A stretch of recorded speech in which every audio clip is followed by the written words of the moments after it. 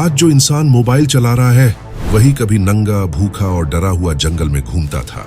हाँ, एक समय था जब इंसान शिकार नहीं करता था बल्कि खुद शिकार बन सकता था।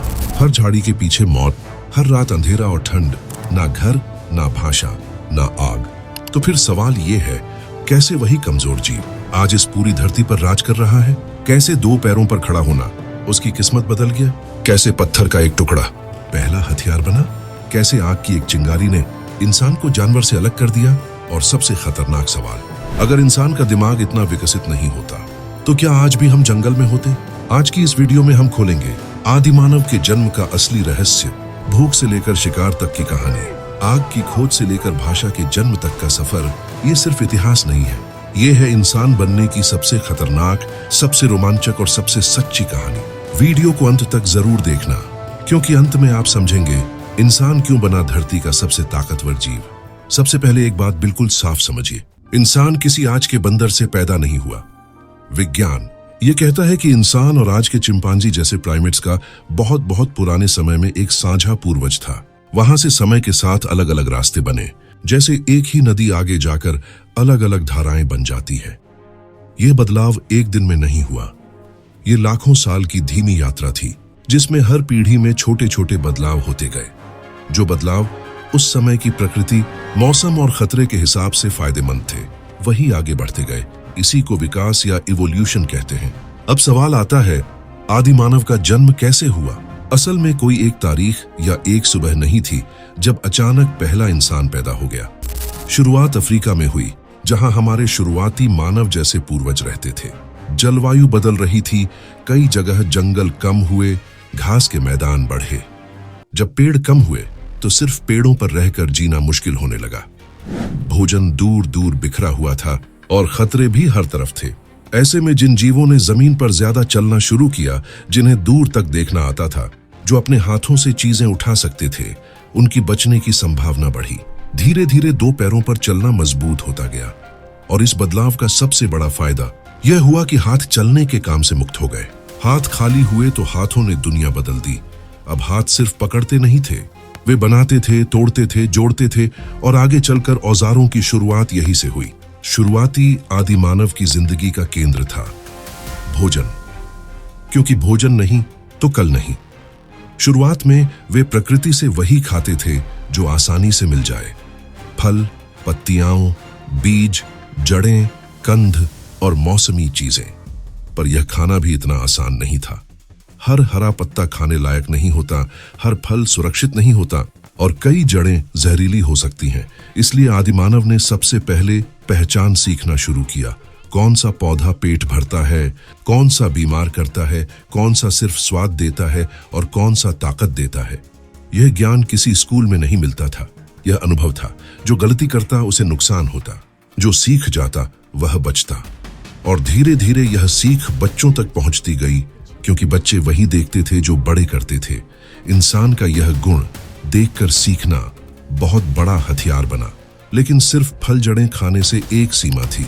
शरीर को ज्यादा ऊर्जा चाहिए थी, खासकर जब चलना बढ़ा, दूरी बढ़ी और खतरों के बीच टिकना था। यहां से कहानी में आया मांस। शुरुआती आदि मानव शायद सबसे पहले बड़े शिकारी नहीं बने। कई बार वे मरे हुए जानवरों के पास पहुंचते या दूसरे शिकारी जानवरों के छोड़े हिस्से से मांस निकालते। और यही जगह थी जहां औजारों की असली जरूरत पैदा हुई। पत्थर के तेज टुकड़े से खाल काटना, मांस अलग करना, हड्डी तोड़कर अंदर का गूदा निकालना, यह सब बिना औजार के मुश्किल था। जैसे जैसे औजार बेहतर हुए, वैसे वैसे भोजन का दायरा बढ़ा। और जैसे जैसे भोजन का दायरा बढ़ा, वैसे वैसे दिमाग को ज्यादा ऊर्जा मिलने लगी। वैज्ञानिकों के अनुसार उच्च ऊर्जा वाला भोजन, जैसे मांस और पकी चीजें, दिमाग के विकास में मददगार रहा होगा, क्योंकि दिमाग बहुत ऊर्जा खर्च करता है। यहीं से इंसान सोचने में तेज होने लगा। योजना, याददाश्त और सीखने की क्षमता बढ़ती गई। अब जरा उस दौर की भूख को महसूस कीजिए। पेट खाली है, आसमान में धूप तेज है, दूर पानी है या नहीं पता, और हर झाड़ी के पीछे खतरा छिपा हो सकता है। ऐसे समय में अकेले चलना मौत को बुलाना था। इसलिए समूह बनना जरूरी बना। समूह का मतलब सिर्फ साथ चलना नहीं था, समूह का मतलब था जिम्मेदारी बांटना। कोई भोजन ढूंढेगा, कोई बच्चों को संभालेगा, कोई सावधानी करेगा और जरूरत पड़े तो सब मिलकर बचाव करेंगे।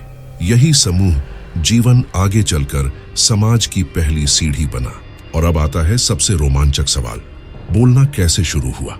भाषा का जन्म भी किसी जादू से नहीं हुआ। शुरुआत बहुत छोटी थी। पहले इशारे थे, हाथ से संकेत, आंखों से इशारा, चेहरे के भाव, फिर आवाजें थीं, डर की आवाज, चेतावनी की आवाज, बुलाने की आवाज। फर्क यह था कि इंसान ने इन आवाजों को धीरे धीरे मतलब देना शुरू किया। जब एक खास आवाज हमेशा खतरे पर निकले और समूह हर बार वही समझे, तो वह आवाज एक संदेश बन जाती है। फिर संदेश बढ़ते गए, रुको, आओ, उधर, यह, खतरा, भोजन। ऐसी बहुत सी ध्वनियां धीरे धीरे अपने अपने अर्थ बनाने लगीं। इसके साथ ही शरीर में भी बदलाव आए, गला, जीभ, होंठ और सांस का नियंत्रण। जब सांस और आवाज पर नियंत्रण बढ़ता है तो इंसान अलग अलग ध्वनियां साफ साफ निकाल सकता है। और जैसे जैसे ध्वनियां बढ़ीं, वैसे वैसे दिमाग ने उन्हें जोड़कर कहना शुरू किया, सिर्फ चिल्लाना नहीं। यही वह समय था जब इंसान ने सिर्फ देखना नहीं, समझाना भी शुरू किया। और जिसने समझाया उसने ज्ञान को आगे बढ़ाया।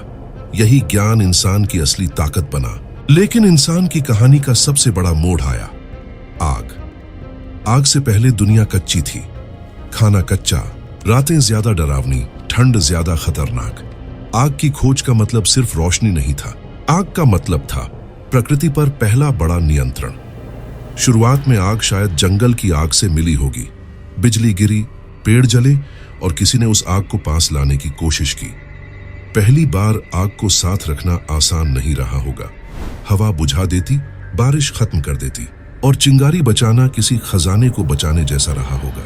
लेकिन धीरे धीरे इंसान ने आग को संभालना सीख लिया और जैसे ही आग साथ रहने लगी, इंसान की जिंदगी बदलने लगी। आग ने सबसे पहले सुरक्षा दी। बहुत से जंगली जानवर आग से दूर रहते हैं। फिर आग ने गर्मी दी, ठंडे मौसम में जीवन बचाया। लेकिन सबसे बड़ा बदलाव हुआ भोजन में। किसी दिन आग के पास पड़ा मांस पक गया होगा, उसकी गंध बदली होगी, उसका स्वाद बदला होगा और चबाना आसान हुआ होगा।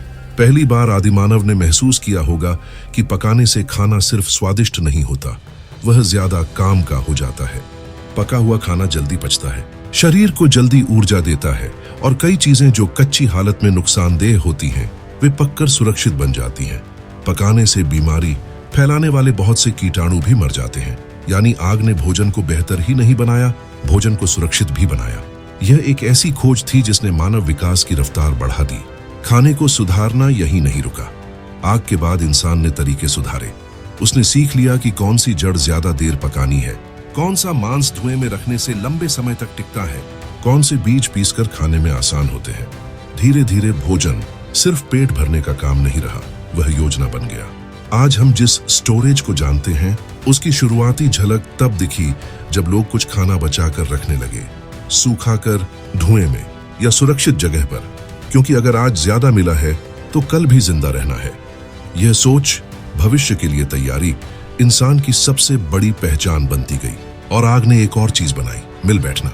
जब आग जलती है, लोग उसके आसपास आते हैं। वहां खाना साझा होता है, घावों की देखभाल होती है, बच्चे खेलते हैं और बड़े कुछ बताते हैं।